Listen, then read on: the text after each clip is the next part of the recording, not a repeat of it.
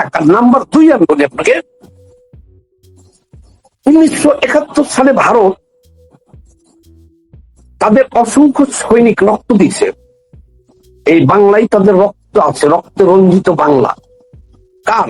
ভারতের সৈন্যের। তারা 1.5 কোটি বাংলাদেশিকে আশ্রয় দিয়েছিল ভারতের। তারা অস্ত্র দিয়া, সৈন্য দিয়া, খাদ্য দিয়া, শেষে নিজে যুদ্ধ করে আপনাদের বাংলাদেশ স্বাধীন সহযোগিতা করে দিয়েছে তারা। এটা কিন্তু খালি তাদের আপনাদের ভালোবাসে না, পৃথিবীতে এরকম একপক্ষীয় ভালোবাসা নাই। এখানে তাদেরও স্বার্থ আছে, ছিল এবং আছে এবং ভবিষ্যতে থাকবে। তাদের স্বার্থ কি? একেবারে দূরদর্শী চিন্তা থেকে ইন্দিরা গান্ধী যেটা করেছিল সঠিক, যে এই পূর্ব বাংলা বা বাংলাদেশের সাথে ভারতের থেকে 4200 কিলোমিটার বর্ডার সিকিউর করার জন্য, যেমন ভারতের 20-22টা রাজ্য, অনেক রাজ্যের স্বাধীনতার জন্য আন্দোলন হয়েছে, যাতে এই বাংলাদেশের জিহাদিরা আমাদের দেশে সহযোগিতা, এই ভারত মাতাকে ভাঙিয়ে টুকরো টুকরো করতে না পারে, কোন সহযোগিতা করতে না পারে। যেমন দেখেছেন, একটা স্যাম্পল দিই, 2006 সালের দিকে নাকি চাইলে 10 ট্রাক অস্ত্র ধরা পড়লো কুলফানের তারে দেওয়ার জন্য। অর্থাৎ বাংলাদেশের ভূখণ্ডটা ব্যবহার করতে পারে যদি পাকিস্তান, তাহলে ভারতকে ভেঙে দেওয়া সম্ভব। তাহলে আপনার চিন্তা করতে হবে যে ভারত, আমাদের সমস্যা হলো যে ভারত রপ্তানি বন্ধ করলে আমরা দুর্ভিক্ষ, এটা ভারত চায় না। যদি গাদ্দারি করি, কোন অবস্থাতেই ভারত বাংলাদেশকে পাকিস্তান হতে দিবে না, বা বাংলাদেশে পাকিস্তান পন্থীদের শাসন কায়েম হতে দিবে না। প্রয়োজনে ভারত সামরিক অভিযান চালাবে। কথা একেবারে ক্লিয়ার। তারেক রহমান পড়ে গেছে এই ফান্দে, সব বুঝাও। ওই যে বললাম 5ই আগস্টের পরে 18 মাস তো বিএনপিও রাস্তা রাস্তা ঘুরছে, নির্বাচন দেন কান্দাকাটি করছে। ক্ষমতাটা ওই উগ্রপন্থীদের হাতে ছিল। এখন যে তারেক রহমান ক্ষমতায় আছে, তারেক রহমান একলা ক্ষমতাই নাই। এই উগ্রপন্থীদের হাতেও প্রায় 80-এর মতো আসন আছে। এখন তাদেরকে ছেড়ে যেতে পারতেছে না তারেক রহমান, এদেরকে ম্যানেজ করে তার চলতে হচ্ছে। এই কারণে সিদ্ধান্তহীনতায় ভুগতেছে। এখন যদি আবার আওয়ামী লীগের একটা চাপ আছে, শেখ হাসিনা বলতেছে আমি যে কোনো মুহূর্তে চলে আসবো, আবার তারেক রহমান ভয় পেয়েছে যে ভারতে তো শেখ হাসিনা আছে, এখন যদি আমি এই অংশকে ছেড়ে দিই একটা বৃহৎ শক্তিকে, এখন ভারত কোন দিক থেকে কি করে, যে শেখ হাসিনাকে হেল্প করে আমাকে বোল্ড করে দেয়। এই কারণে তারেক রহমান ভারতে একবার বলছে যাব, 2 ঘন্টা পরে বলে যাব না, 3 ঘন্টা পরে বলছে যাব, 4 ঘন্টা থাকতে পারছে না। এই আর কিছু নেই। কিন্তু যদি তারেক রহমান না যায়, তাতেও ভারত বাংলাদেশের রপ্তানি বন্ধ করবে না, সম্পর্ক খারাপ করবে না।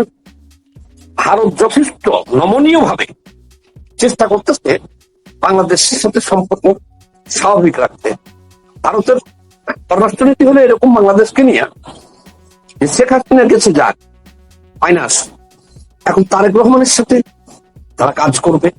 এরশাদের সাথে করেছে, বেগম জিয়ার সাথে করেছে, জিয়ার সাথে করেছে। অর্থাৎ যে এই দেশের সরকারে থাকবে তার সাথে তারা কাজ করবে, তাকে সহযোগিতা করবে। আর একেবারে যদি এখানে জেহাদিরা জেহাদ শুরু করে দেয়, তারেক রহমান তাদের সাথে যোগ দেয়, তাহলে আমি যেটা বলেছি সেটাই, প্রয়োজনে ভারত অভিযান চালাবে বাংলাদেশ, এবং ক্ষেত্র কিন্তু প্রস্তুত। জাতিসংঘ বলছে বাংলাদেশে আল কায়দা আছে। কে বলছে? জাতিসংঘ বলতেছে।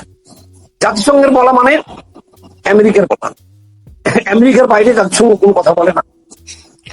এখানে কয়েকটা জরিপ হয়েছে, মোসাদের রিপোর্ট আছে, রয়ের রিপোর্ট আছে, এখানে আমেরিকার এফবিআর রিপোর্ট আছে, বলছে বাংলাদেশের জঙ্গিবাদ আছে।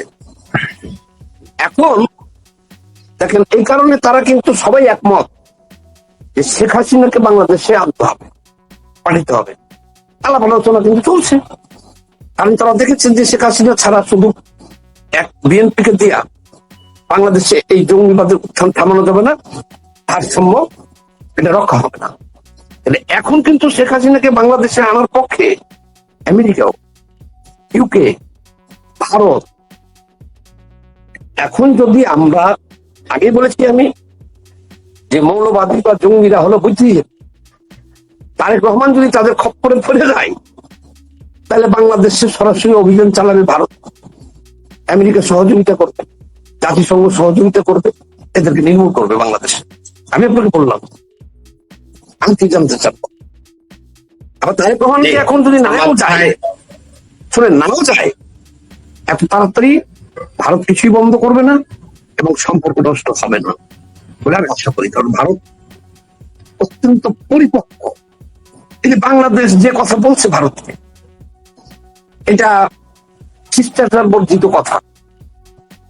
তোমাকে দাওয়াত দিছে, তুমি বলছো আমি যাইতে পারি যদি শেখ হাসিনাকে ফেরত দাও আর ওই হাদি হত্যাকারীদের ফেরত দাও। তুমি কে? তারেক রহমান? হু আর ইউ? তোমাকে দাওয়াত দিছে যে তুমি এখানে আসো, তুমি না গেলে ভারতের কি হবে? এটা সারা বিশ্বে সমালোচিত হয়েছে যে বাংলাদেশের পররাষ্ট্র নীতি এই মুহূর্তে এটা জঙ্গিদের হাতে চলে গেছে। এটা মৌলবাদীদের দর্শন। এটা খুবই অকূটনৈতিক ভাবে এটা মোকাবেলা করা হয়েছে। অলরেডি 10 মিনিট আগের 3টা পত্রিকার নিউজ, তারেক রহমান সাহেব যাচ্ছেন না ভারতে। এটা নিউজ হয়ে গেছে অলরেডি যে যাচ্ছেন না। এখন যাচ্ছেন না, ওয়েল এন্ড গুড। সামাদ ভাই যেটা বললেন যে ভারত কিছুই করবে না এই মুহূর্তে, যে আমরা হয়তো যেটা চিন্তা করতে তেল বন্ধ করবে, পেট্রোল বন্ধ করবে, গ্যাস বন্ধ করবে, খাদ্য বন্ধ করবে, ওই রকম কিছুই আসলে এই মুহূর্তে ভারত করবে না। তার কারণ কি জানেন? একটাই সূত্র। সেই সূত্রটা যদি আপনারা বুঝাই, সেটা হচ্ছে যে আপনাকে ইউরোপ দিয়ে বুঝাই। ইউরোপের সবচেয়ে দুর্বল দেশ হচ্ছে পর্তুগাল। পর্তুগালের সবাই পাসপোর্ট পায়, অমুক পায়, তমুক পায়, সরাসরি পর্তুগাল থেকে ওরা আইসা ইউরোপের অন্যান্য দেশে চলে আসে। যখন ওদের পাসপোর্ট হয় ফ্রি, এখানে চলে আসে, অন্যান্য দেশে আইসা এখানে কাজ কাম করে খায়।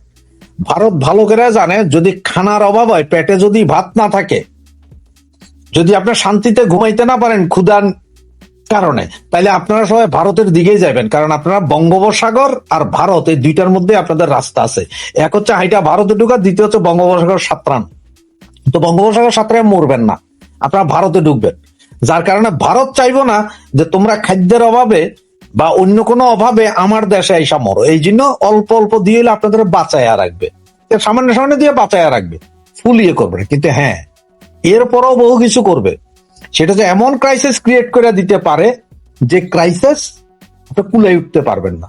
তেল দরকার আছে আপনার, তেল দিবে। আপনার যেখানে 50,000 লিটার দরকার সেখানে সে 5 লিটার দিবে। কাঁচামরিচ আপনার যখন 800 টাকা দাম উঠে গেছে, তখন যেমন যে কাঁচামরিচ পাঠাইছে 80 টাকা হয়ে গেছিল, সেই জায়গায় আপনার 800 টাকা নেই, এবার 1700 টাকা উঠাইয়া কাঁচামরিচ পাঠাবে, যেটার দাম তখন 800 টাকায় হবে। এইভাবে করে ভারত দিবে।